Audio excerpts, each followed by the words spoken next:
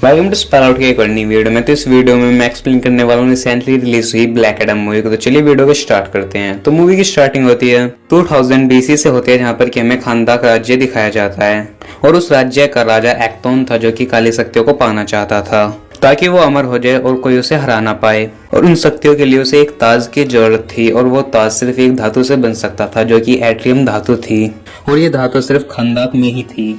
और उस धातु को पाने के लिए राजा एक्टोन अपने राज्य को ही गुलाम बना लेता है और अपनी पूरी प्रजा से चारों तरफ खुदाई का काम करवाता है। और देखते ही देखते उसका शासन किसी राजा की तरह नहीं, एक तानाशाह की तरह बना जा रहा था। और एक दिन आता है जहाँ पर कि एक आदमी को वो एट्रियम धातु मिल जाती है, और वो आदमी उस बात को किसी को बताता नहीं है, पर जो उसके साथ वाले थे उन्हें पता चल जाता है कि इसे धातु मिल चुकी है। और देखते ही देखते उन सभी आदमियों में लड़ाई स्टार्ट हो जाती है। पर तभी वहाँ पर हरूद नाम का एक लड़का आता है, और वो उनसे कहता है अगर वो इस धातु को राजा को दे दें तो उन्हें और गुलामी नहीं करनी पड़ेगी। और वो आदमी हरूद के साथ जाकर उस पत्थर को गार्ड को देता है और गार्ड से कुछ इनाम देने के लिए कहता है, जिसके बाद जो वो गार्ड था वो उस आदमी को मार देता है। पर जो लड़का हरूद रहता है उसके साथ अब पूरी प्रजा थी, जिसके बाद जो राजा एक्टोन था वो उसे मारने के लिए ऑर्डर दे देता है, क्योंकि जो वो धातु थी वो राजा एक्टोन को मिल चुकी थी। जिसके अगले सीन में जो गार्ड थे वो उस लड़के को मारने ही वाले होते हैं, पर वो लड़का वहां से गायब हो जाता है। और गायब होकर वो कुछ जादूगरों के पास पहुंच जाता है, जहाँ पर कि कुछ जादूगर उसे अपनी पावर्स देते हैं। जिसके बाद वो लड़का दोबारा वापस खानदाक आता है, और वहाँ पर वो राजा के महल में जाता है, और वहाँ पर एक जोरदार धमाका होता है। जिसके बाद राजा एक्टोन का पूरा राज्य वहाँ पर डिस्ट्रॉय हो चुका था। जिसके बाद सीन शिफ्ट होता है 5000 साल बाद, और प्रेजेंट टाइम में हम 3 लोगों को एक कार में जाता हुआ देखते हैं, जो कि इस्माइल, करीम और समीर थे। और साथ ही हमें एक स्केट बोर्ड पर एक बच्चा भी दिखाया जाता है। और ये थी खानदाक की आउटसाइड, जहाँ पर कि बाहर से आए कुछ लोगों ने वहाँ पर अपना कब्जा जमा लिया था। और उस शहर में इंटरनली इलीगली तौर पर एट्रियम धातु की खुदाई हो रही थी, और इसलिए किसी को भी वहाँ पर जाना अलाउड नहीं था। पर अगर हाथ में गन नहीं है और पूरी तरीके से क्लियर हो तो खानदाक में इनसाइड एंट्री मिल सकती थी। और जिसके बाद हम देखते हैं उस गाड़ी में सिर्फ 3 आदमी नहीं थे, एक लड़की भी थी जिसका नाम था एरियाना टॉम्स। तो सब उसे एडी कहते थे। और इस मूवी में उसे पुरानी लैंग्वेज और पुराने मकबरों की अच्छी नॉलेज थी। और साथ ही एडी के पास में उस्ताद का छोटा टूटा हुआ टुकड़ा भी रहता है, जो कि आज से 5000 साल पहले ही राजा एक्टोन के साथ खत्म हो गया था। तो जैसे वो उस टुकड़े को उस्ताद के पास ले जाते हैं तो वो भी चमकना शुरू हो जाता है।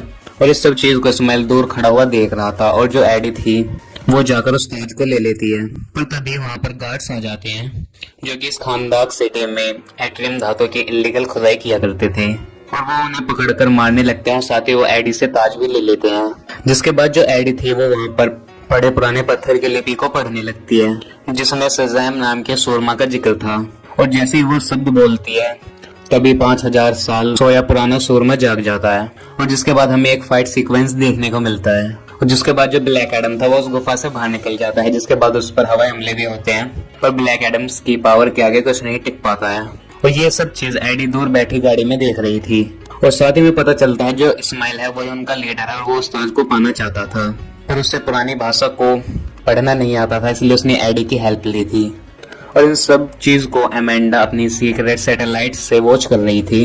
जिसके बाद वो कांटेक्ट करती है जस्टिस सोसाइटी से, जहाँ पर कि वो हॉकमैन को बताती है कि खानदाक में एक सुपर विलन की एंट्री हो चुकी है, और वो उसे रोकने के लिए उससे प्लानिंग करने के लिए कहती है। और जिसके बाद हॉकमैन बताता है कि उसकी टीम में 3 लोग हैं, और जिसमें इंक्लूड थी साइक्लोप्स, और दूसरा था एडम स्मैशर, और तीसरे थे डॉक्टर फेथ, जो कि इंटर डायमेंशनल ट्रैवल और फ्यूचर देख सकते थे। जिसके बाद हॉकमैन अपनी टीम अप कर खानदाक में पहुंचता है ब्लैक एडम को रोकने के लिए। जिसके बाद हमें ब्लैक एडम और उन सब की एक फाइट देखने को मिलती है, पर वो ब्लैक एडम को वहाँ पर रोक नहीं पाते हैं। पर तभी डॉक्टर फेथ को एडी दिखती है, और वो जैसे ही उसके बैग के पास जाते हैं तो उसे पता चलता है कि इसके बैग में वही ताज है, जो कि काली दुनिया के देव सबैक का है। और अब यहाँ पर जो सजैम है वो अच्छे और सच्ची ताकतों का देवता है, पर जो सबैक है वो बुराई की ताकतों का देवता है। और जिसके बाद सीन शिफ्ट होता है और हमें इस्माइल दिखाया जाता है, जो कि एडी के बेटे एमोन को पकड़ लेता है। जिसके बाद जो एडी थी वो ब्लैक एडम के पास जाती है, और वो उससे कहती है कि जो जस्टिस सोसाइटी के मेंबर्स है वो उससे सिर्फ बात करना चाहते हैं। पर तभी एडी को पता चलता है कि जो उसका लड़का एमोन है उसे इस्माइल ने किडनैप कर लिया है। जिसके बाद वो ब्लैक एडम से हेल्प करने के लिए कहती है। और उसके बाद हम देखते हैं जो ब्लैक एडम है वो एमोन को ढूंढने के लिए वहां से निकल जाता है। जिसके बाद वो सब जैसे सोसाइटी के मेंबर्स के साथ उसी शिप में एक प्लान बनाते हैं, पर जो हॉकमैन था वो ब्लैक एडम के साथ काम नहीं करना चाहता था, क्योंकि वो उसे एक विलन मानता था। जो एडी रहती है वो उनसे साथ में काम करने के लिए कहती है। जिसके बाद वो सारे मेंबर्स स्ट्रेटजी तैयार कर रहे थे कि कैसे जाकर इससे फाइट करनी है, पर जो अपने ब्लैक एडम थे वो सीधा जाकर उनके बेस पर डायरेक्ट हमला कर देते हैं और हर किसी को खत्म कर पहुंच जाता है ब्लैक एडम इस्माइल के सामने। पर जो इस्माइल था वो इस वक्त एट्रियम धातु से बने एक केज में था जिसमें कि ब्लैक एडम अंदर नहीं जा सकता था। जिसके बाद जो इस्माइल था वो उनसे कहता है कि वो अगर ताज दे देते हैं तो वो उसके बच्चे को वापस दे देगा। जिसके बाद जो एडी रहती है वो ताज देने के लिए तैयार हो जाती है। पर जो इस्माइल था वो ताज देने के बाद भी एमोन को गोली मार देता है। जिसके बाद जो एडम था उसे गुस्सा आ जाता है, वो अपनी फुल स्पीड की पावर को यूज कर एमोन को वहां पर बचा लेता है। पर जो एडम था उसको गुस्सा इतना ज्यादा था कि वहां पर एक जोरदार धमाका होता है। तो जो एडी और एमोन थे उन्हें जस्टिस सोसाइटी के मेंबर बचा लेते हैं। पर जो इस्माइल था वो वहां पर मारा जाता है और जिसके बाद वहां से एडम दोबारा उसी महल में पहुंच जाता है। जिसके बाद जो हॉकमैन था वो उसके पास आता है, वो उससे कहता है कि तुम क्यों लोगों की जान लेते हो।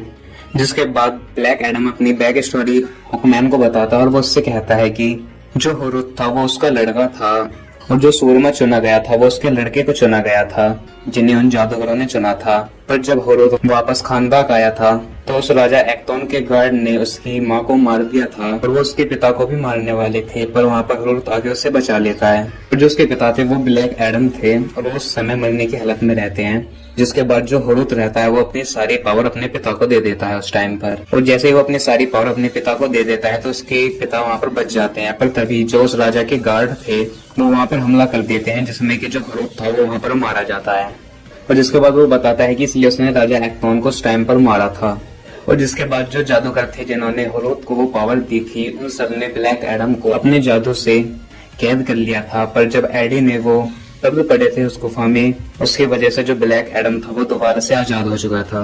जिसके बाद उन्हें सारी स्टोरी पता चल जाती है और जो सिचुएशन थी वो अंडर कंट्रोल थी। और उसके बाद हम शिप में डॉक्टर फेथ और हॉकमैन के कन्वर्सेशन देखने को मिलते हैं। इसमें डॉक्टर फेथ बताता है कि खतरा अभी तक टला नहीं है। जिसके बाद अगला सीन शिफ्ट होता है, उसमें हम देखते हैं कि जो इस्माइल था वो अभी तक मरा नहीं था क्योंकि वो एक्टोन के वंश का लास्ट वंशज था। और वो मरने के बाद कुछ शैतानों के पास पहुंच गया था जहाँ पर कि सभी शैतानों ने उसे मिलकर अपनी पावर दी थी और वो एक सबैक बन चुका था। और जिसके बाद इस्माइल सबैक बनकर सारी पावर लेकर दोबारा से खानदान की ओर चल देता है। और दूसरी तरफ हम देखते हैं जो जस्टिस सोसाइटी थी उन्होंने ब्लैक एडम से सरेंडर करवा लिया था और जिसे वो एक अंडर वाटर एक जेल में रखने के लिए जा रहे थे जहाँ पर कि उसे बेहोश कर पानी में रख देते हैं ताकि वो दोबारा से सजाम ना बोल पाए। और जिसके बाद जो जस्टिस सोसाइटी के मेंबर थे वो अपनी शिप से जा ही रहे होते हैं। पर जो डॉक्टर फेथ थे उन्हें पता चल जाता है कि खानदाक में अब एक और खतरा आ गया है। जिसके बाद वो दोबारा से खानदाक जाते हैं जहाँ पर कि हमें दोबारा से एक फाइट सीन देखने को मिलती है। पर जो जस्टिस सोसाइटी के मेंबर थे वो साबाक को रोक नहीं पा रहे थे, इसलिए जो डॉक्टर फेथ थे वो फैसला करते हैं कि वो उसे अकेले रोकेंगे। जिसके बाद जब साबाक खानदाक के महल में जाता है तो डॉक्टर फेथ उस महल के चारों ओर अपनी पावर से एक शील्ड बना देते हैं ताकि बाकी जस्टिस सोसाइटी के मेंबर अंदर ना आ पाए। पर जो डॉक्टर फेथ थे उनके पास एक ये भी पावर थी कि वो एक जगह से दूसरी जगह कभी भी जा सकते हैं। तो वो दूसरी जगह जाकर ब्लैक एडम को जगाते हैं और अपनी पावर यूज करने के लिए दोबारा उससे कहते हैं क्योंकि डॉक्टर फेथ को पता था कि साबाक को सिर्फ ब्लैक एडम ही रोक सकता है। जिसके बाद जो ब्लैक एडम था वो उस केस से बाहर निकल जाता है और वहाँ पर उन गार्ड्स से फाइट कर उस अंडर वाटर की जेल से बाहर निकल जाता है। और जैसे ही वो उस पानी से बाहर निकलता है तो वो दोबारा सजाम बोलता है जिसके बाद उसे दोबारा अपनी पावर मिल जाती है। और दूसरी तरफ हम देखते हैं जो खानदाक में जो सबाक था उसने अपनी शक्तियों से अपनी जो सेना थी वो दोबारा जिंदी कर ली थी जहाँ पर कि खानदाक में कुछ क्रीचर टाइप्स आदमी वहाँ पर आकर आदमियों को मारने लगे थे। जिसके बाद वहाँ पर एडी और उसका बेटा एमोन उनसे फाइट करने लगता है। जिसके बाद जो एमोन था वो खानदाक के सभी लोगों को इकट्ठा करता है और उन क्रीचर्स के साथ फाइट करता है।